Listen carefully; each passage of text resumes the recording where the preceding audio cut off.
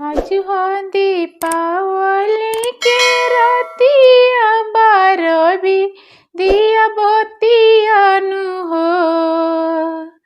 आज हो दीपावली के रातिया बारबी दिया बतियानु हो।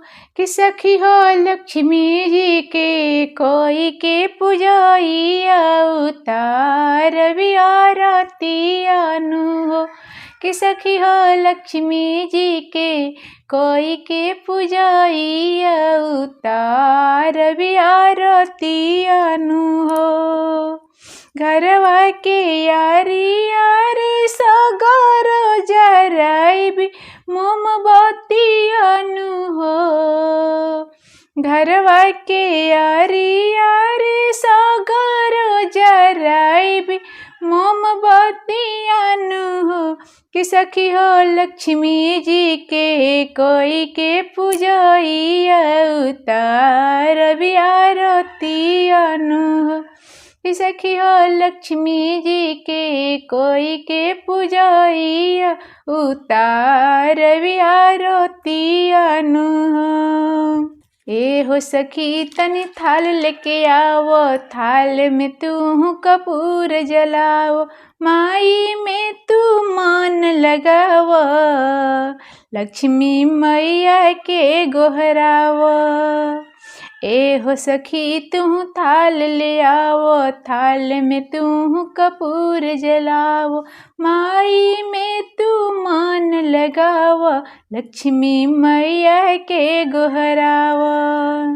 देई के जोइहे माई तोहरा के धन दौलतियानु हो। देई के जोइहे माई तोहरा के धन दौलतियानु हो। कि सखी हो लक्ष्मी जी के कोई के पूजैया उतार भी आरतियानु हो। कि सखी हो लक्ष्मी जी के कोई के पूजैया उतार भी आरतियानु हो। माई के पौआ जहवा पड़े उहवा हीरा मोती झड़े, सेवका के अनधन से भरे अइली माई सेवका घरे। माई के पौआ जहवा पड़े उहवा हीरा मोती झड़े, सेवका के अनधन से भरे अइली माई सेवका घरे। दूर सारा कोई दीहे घरवा से दुखवा विपत्तियानु हो। दूर सारा कोई दीहे घरवा से दुखवा विपत्तियानु हो। कि सखी हो लक्ष्मी जी के कोई के पूजैया उतार भी आरतियानु हो।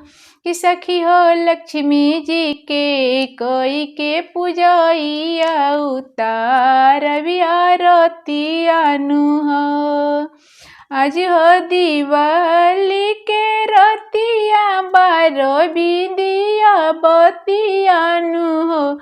कि सखी हो लक्ष्मी जी के कोई के पूजैया उतार भी आरतियानु हो। कि सखी हो लक्ष्मी जी के कोई के पूजैया उतार भी आरतियानु हो। जय माँ लक्ष्मी।